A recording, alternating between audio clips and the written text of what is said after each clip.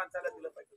अरे ज्याला 5 acre 2 acre 2.5 acre शेती, त्याला जर 1-5 लाखाची विहीर दिली असती, त्याची बायको पोरं मजेत राहिले असते. ती सुद्धा धानत त्यांनी दाखवली नाही.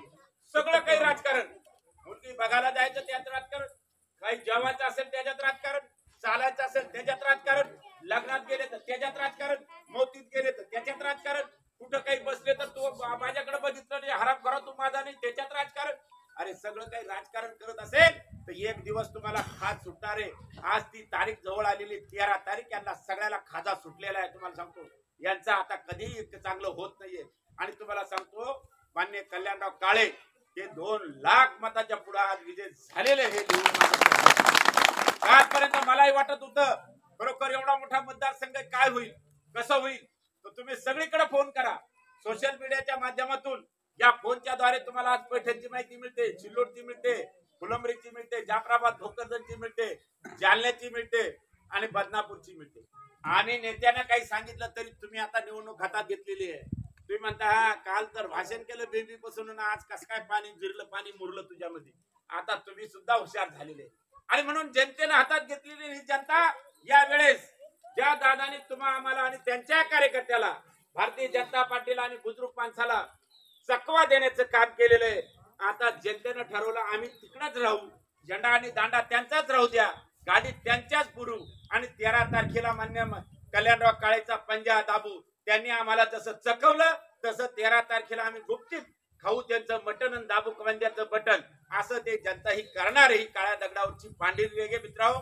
आणि म्हणून तुम्ही बसल्या बसल्या जिथं काही आपले पाहुणे रावळे असतील तर तिथं फोन करा, त्यांना आव्हान करा. आमच्या गावामध्ये 60% पंजा चालला, 50% पंजा चालला, 70% पंजा चालला, हे सांगण्याची आवश्यकता आहे. आणि जी लोकशाही आहे ती लोकशाही जिवंत ठेवण्याचं काम करा. त्यानंतर ते जर आले तर लोकशाही खतम, पुन्हा लोकशाहीचं नाव काढायचं नाही. तुम्हाला सांगतो की मग तुम्हाला आम्हाला विचारल्याशिवाय तुमचं काही भलं आणि त्यांचंही आता काही भलं नाहीये. त्यांचं 2 कार्यकर्ते आहेत, ते मी तुम्हाला सांगतो जसा वरबाप तसं तुमचं वराड तुमच्या गावात. वरबाप एक सांगतो तो वराड वरबाप म्हणतो धरून आणत, आपलं वरबाप सांगतो धरून, तो वराड म्हणतो मारून. हे मारूनच घेऊन जाते दादा. दादा आणला की नाही त्याचा बिस्मिल्लाह करू. त्यामुळं हे आपल्याला समजलं पाहिजे आणि केलं पाहिजे. तुमच्या गावात काय कामं झाले मला माहित नाही, पण कुठल्या गावामध्ये त्यांनी या 10 वर्षामध्ये खरोखर सोन्याचा पत्रा देऊ शकले असते. एकाही गावातल्या मनात भरेल असं काम कुठंच या तालुक्यामध्ये भोकरदन आणि जाफराबाद तालुक्यामध्ये. पैठणला गेल्याच्या नंतर अक्षरशः लोकांनी लेडीजनं माझ्या माता भगिनींना शिव्या देण्याचं काम केलं. खाली सावळत पाऱ्यात गेले, 200 जणांची टीम केली. तुमच्या गावाचे 2-3 नावं त्यामध्ये गावने विश्वासू कार्यकर्ते तुम्ही, त्यांच्या काही पोटात पडेल नाहीये. थोडंफार 5 वर्षात पडलं एवढा तुकडा. ते म्हणले 5 वर्षात एवढंच मिळालं, ते बी आतून नाराज आहे. ते म्हणले आम्ही तिकडे गेलो, मला सांगितलं फोनवर सावळत पाऱ्यात गेलो, पण त्या बयाने आम्हाला गावात आम्हाला आतून हसू येत होतं. अर्धा तास त्यांचंच ऐकलं. त्या बयाने आणि त्या लेडीजने आम्हाला शिव्या दिल्या आणि सांगितलं त्या काळ तोंड्याला आम्ही मतदान करणार नाही. 5 वर्ष 10 वर्ष झाले आमच्याकडे चेहरा दाखवला नाही. विकास तर सोडा. ही परिस्थिती आज मित्रांनो त्यांची तयार. आणि लोकशाही कशासाठी आहे? लोक कोणी निवडून येतो, ग्रामपंचायत असेल, सदस्य असेल, सरपंच असेल, जिल्हा परिषद पंचायत समिती असेल, खासदार आमदार असेल, हे 5 वर्षाचे तुमचे स्टँडर्ड सालदार आहे, चांगले सालदार आहे. म्हणजे काय की त्यांच्या मनात आलं तरी यायचं. आणि जर नीट काम नाही केलं तर या महामानवानं जे अधिकार दिलेले की सालदाराला पुन्हा 5 वर्षात घरी बसवण्याचं काम ती मायबाप जनता करत असते. आणि ती तारीख आहे 13 तारीख. 13 तारखेचं बटन पंजाचं दाबा. योगायोगानं पंजा 1 नंबरला आहे. 1 नंबरलाच कल्याण काळे राहणार आहे हे सुद्धा त्या नंबर आपल्याला सांगतो. आणि 5 तारखेला जळगावला आणि भोकरदनला मोठी सभा ठेवले. त्यासाठी माननीय नाना पटोले, जयंतराव, राजेश टोपे हे येणार आहे. त्या सभेचा सर्वांनी लाभ घ्यावा. अनेक जणांचे मला गावातून फोन आले, त्यामध्ये नाव कोणाचं मी घेत नाही.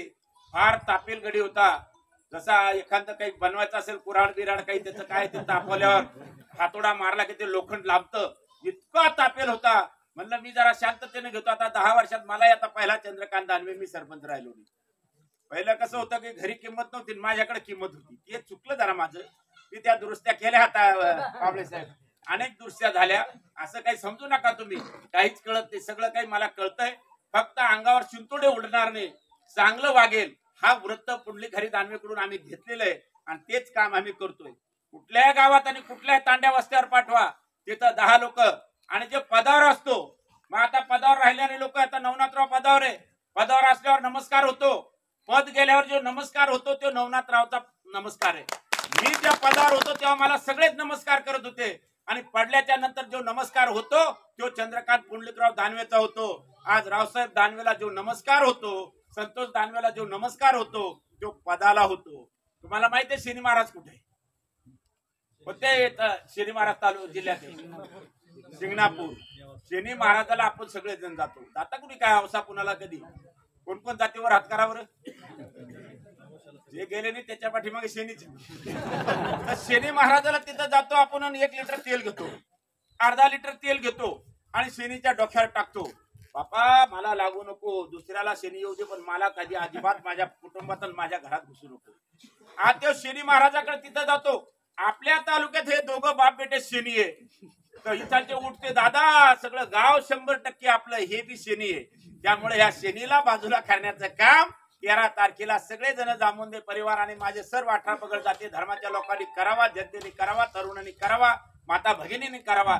आणि जे काही काठावर आहे त्यांनाही समजून सांगा, जे काही अच्छे दिन होते ते सगळे बुरे दिन या शेतकऱ्याचे आलेले चांगले दिन आणण्यासाठी काँग्रेसच्या माध्यमातून कल्याणराव काळेला प्रचंड मताने निवडून द्या, ही विनंती या माध्यमातून मी आपल्याला करतो. आणि बरेच जण तुमच्या गावात, तुम्हाला माहित नाही, मला आता सगळे फोन येतात.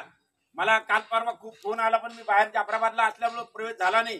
तिथे सुद्धा अनेक तुमचे गावातले मातब्बर आणि जुने जनसंघाचे त्यांचा प्रवेश थोड्या दिवसात. आता आंबा शाकी कुठं मुठं लागला, शाकी लागणारच आहे. आता कुठं मुठं आहे, सगळे कधी तोडले तर आंबट रस होतो. थोडा अजून शाकी लागू द्या, 8-10 दिवस लागेल आणि तोही प्रवेश आपल्यामध्ये होईल. एवढंच या निमित्ताने आपल्याला सांगतो. आणि मोठ्या संख्येनं तुम्ही इथं उपस्थित राहिला, तुमचं सर्वांचं मनापासून स्वागत करतो, धन्यवाद देतो. सर्वांना राम राम, जय भीम, आदाब, नमस्कार.